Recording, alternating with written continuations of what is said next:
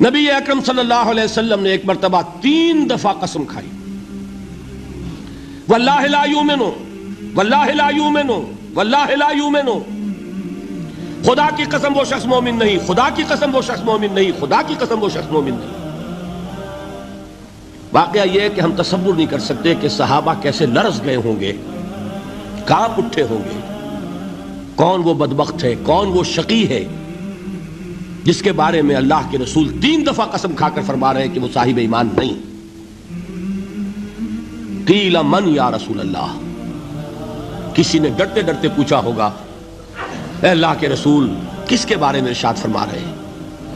اب جواب سنیے، الذی لا یامن جارہ بوائقہ، وہ شخص کے جس کی ایذا رسانی کی وجہ سے، جس کی بدخلقی کی وجہ سے اس کا پڑوسی امن میں نہیں ہے۔ یہ کوئی گناہ کبیرہ ہے؟ آپ کی فہرست میں تو گناہ ہی نہیں، کبیرہ کیا سوال، صغیرہ بھی نہیں۔ زیادہ زیادہ آپ یہ کہیں گے کہ ذرا بد اخلاقی ہے، کج خلقی ہے، بس اچھا کردار کا معاملہ نہیں ہے، یہ کہیں گے، گناہ کی فہرست میں نہیں آئے گی بات۔ کبیرہ بہت بڑی شے ہے، لیکن اس پر اللہ کے رسول نے 3 دفعہ قسم کھائی، ایمان نہیں ہے، ہرگز نہیں ہے، خدا کی قسم نہیں۔ اب بتائیے ایمان اور عمل علیحدہ ہو جائیں گے کیا؟ یہ ہے مسئلہ جو امام بخاری کے سر پہ ہے۔ اور سنیے، فرمایا حضرت انس ابن مالک نے، یہ روایت جو میں نے آپ کو ابھی سنائی ہے یہ کوئی ایسی ویسی روایت نہیں ہے، متفق علیہ ہے، بخاری اور مسلم دونوں میں موجود، اس سے اونچا درجہ روایت کا ہے ہی نہیں۔ راوی کون؟ ابو ہریرہ رضی اللہ تعالی، ان کی والدہ لے کر حاضر ہو گئیں، یہ بچہ حضور آپ کی خدمت میں رہے گا، آپ کی خدمت کرے گا، آپ کے پاس رہے گا، ٹھیک ہے۔ وہ حضور کے خادم خاص ہے، جیسے ذاتی کوئی ہوتا ہے معاملات میں مدد کرنے والا، خدمت کرنے والا، وہ ہیں انس ابن مالک۔ کیونکہ ان کا تعارف ہو گیا ہے رضی اللہ تعالیٰ عنہ، تو ایک بات پہلے اور سنا دوں، جو بچہ اپنے اس بچپن سے لے کر 9 برس کی عمر تھی جب آئے حضور کے پاس، انتقال کے وقت عمر کتنی ہوگی؟ 19 برس، 10 برس حضور کی خدمت میں رہے۔ پہلے تو حضور کے اخلاق کی جو گواہی وہ دے رہا ہے وہ اس کی زبان سے سنیے کہ میں 10 برس حضور کی خدمت میں رہا، کسی بات پر ڈانٹنا تو کجا، حضور نے کبھی مجھ سے یہ بھی نہیں فرمایا کہ اے انس تم نے وہ کام کیوں نہیں کیا۔ یہ ہے ایک آقا کی حیثیت سے محمد الرسول اللہ صلی اللہ علیہ وسلم کا اخلاق۔ اگر نہیں کیا خود کر لیا، کوئی ڈانٹ ڈپٹ نہیں، حالانکہ بچے ہیں، بچوں کو ویسے بھی ڈانٹ ڈپٹ دیا جاتا ہے، لیکن نہیں۔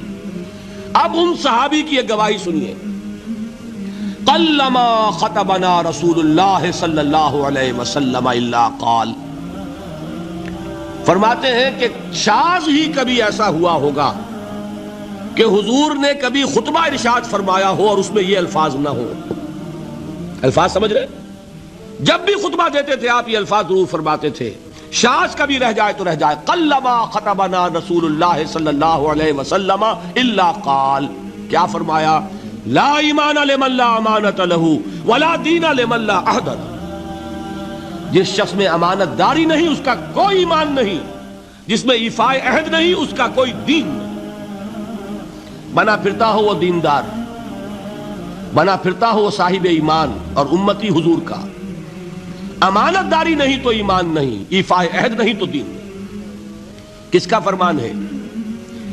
کسی آج کے زمانے کے مفتی کی بات نہ سمجھ لیجئے گا کہ جس کو آسانی سے آپ چاہیں تو رد کر دیں، یہ محمد الرسول اللہ صلی اللہ علیہ وسلم کا فرمان۔ اور سنیے پھر ایک متفق علیہ روایت بخاری اور مسلم کی، راوی پھر کون ہے؟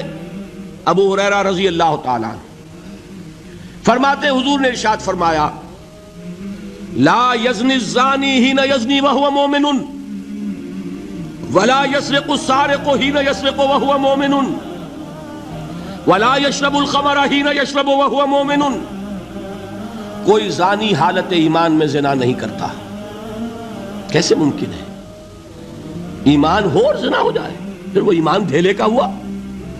کیا قدر و قیمت اس ایمان کی؟ وہ تو اٹھا کر پھینک دینے کی چیز ہے۔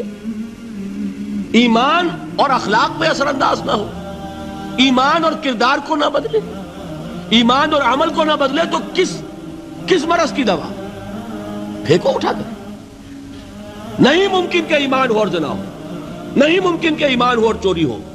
لا یسرق السارق حین یسرق وہو مؤمن، کوئی چور حالت ایمان میں چوری نہیں کرتا، کوئی شرابی حالت ایمان میں شراب نہیں پیتا۔ ولا یشرب الخمر حین یشرب وہو مؤمن، کوئی شراب پینے والا وہ مومن نہیں ہوتا جب وہ شراب پی رہا ہوتا، اس وقت اس کے دل سے ایمان نکل جاتا ہے۔ اب دیکھیے یہاں کیا میں نے کل بتایا تھا نا، مغالطے کیا ہو گئے؟ مغالطے یہ ہو گئے کہ اس کو سمجھ لیا قانونی بات، یہ قانونی بات نہیں ہے، وہ قانونی ایمان کی بات نہیں ہو رہی، یہ حقیقی ایمان کی بات ہو رہی۔ قانونی ایمان کی بات ہو تو یہ کافر ہو گیا، پھر کافر نہیں ہے۔ قانونی ایمان کا دار و مدار قول پر ہے، یہ وہ حقیقی ایمان ہے، قلبی یقین والا ایمان، اس کے بارے میں فرمایا جا رہا ہے۔ وہ دل سے نکل جاتا ہے تو گناہ ہو سکتا ہے۔ ایک اور حدیث میں حضور نے اس کو اور واضح کر دیا، جب کوئی شخص گناہ کرتا ہے تو ایمان اس کے دل سے نکل کر اور اس کے سر پر منڈلاتا ہے جیسے پرندہ ہو۔ اگر توبہ کرتا ہے تو واپس لوٹ آتا ہے، توبہ نہیں کرتا تو رخصت ہو جاتا ہے۔ بتائیے کوئی اشتباہ ہے گیا؟ لیکن خدا کے لیے دو انتہاؤں سے اپنے آپ کو بچائیے۔ ایک انتہا یہ کہ اس حدیث کی بنا پر آپ کافر قرار دے دیں۔ یہ غلطی کس سے ہوئی؟ کل بتایا تھا بھائی، کس سے؟ خوارج سے۔ خوارج سے یہی غلطی ہوئی۔ وہ فارسی کا ایک مصرع ہے کہ مردی و نامردی قدم فاصلہ دارت، یہ باریک جیسے بال کا سا فرق ہوتا ہے لیکن زمین و آسمان کے نتیجے نکل آتے ہیں۔ انہوں نے ایسی حدیثوں کی بنا پر یہ فیصلہ کر دیا، پھر اگر ایمان نہیں ہے تو کافر ہے۔ کتنا یہ آسانی سے نتیجہ نکل آیا، ایمان نہیں ہے تو کافر ہے۔ لا ایمان لمن لا امانت لہو، کوئی شخص امانت میں خیانت کرتا ہے تو اس میں ایمان نہیں ہے، ایمان نہیں ہے تو کافر ہے، کافر ہے تو مرتد ہے، مرتد ہے تو واجب القتل ہے۔ کہاں سے کہاں بات پہنچ گئی؟ بہت بڑی غلطی، بہت بڑی گمراہی۔ دوسری طرف ایک ہمارے ہاں اور انداز ہے کہ وہ جنت و دوزخ کے فیصلے اور قیامت کے اور آخرت کے فیصلے بھی قانونی اسلام کی بنیاد پر کرتے ہیں۔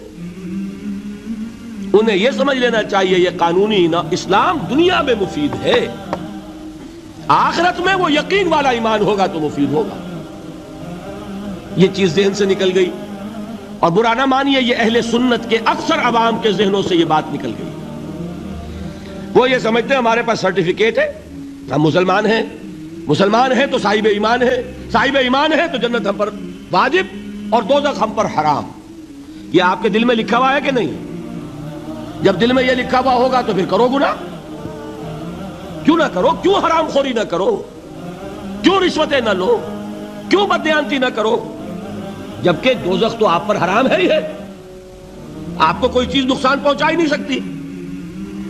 یہ مرجیہ کا عقیدہ تھا، اصل میں یہ دوسری انتہا تھی جو آج اہل سنت کے اکثر لوگوں کے دلوں میں بات بیٹھ گئی، عوام کے اندر، جہلا کے اندر۔ ان دونوں چیزوں سے بچیے۔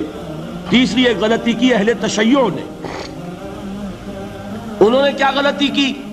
ایمان اور اسلام کے فیصلے دنیا میں کرنے لگ گئے۔ فلاں مومن تھے، باقی سب مسلم ہی تھے، اور باقی سب منافق ہی تھے۔ یہ فیصلہ کرنے کا کسی کو اختیار نہیں۔ دنیا میں فیصلہ صرف یہ ہوگا کہ کافر تھا یا مسلمان، چھٹی۔ تیسری کیٹیگری آپ طے نہیں کر سکتے، اس لیے کہ قانونی اصطلاحات یہی دو ہیں۔ سمجھ لیجئے ان باتوں کو، مجھے کوئی دھواں دھار تقریر نہیں کرنی، بات سمجھانی ہے۔ دیکھیے قانونی سطح پر انسانوں کی تقسیمیں ہوں گی صرف دو، یا مسلم یا غیر مسلم، یہ ہے قانونی تقسیم۔ اب جو مسلم ہے وہ مومن بھی ہو سکتا ہے، وہ منافق بھی ہو سکتا ہے، بات سمجھ رہے؟ لیکن منافق کوئی قانونی اینٹی نہیں ہے۔ دنیا میں ہم کسی کو منافق نہیں کہہ سکتے۔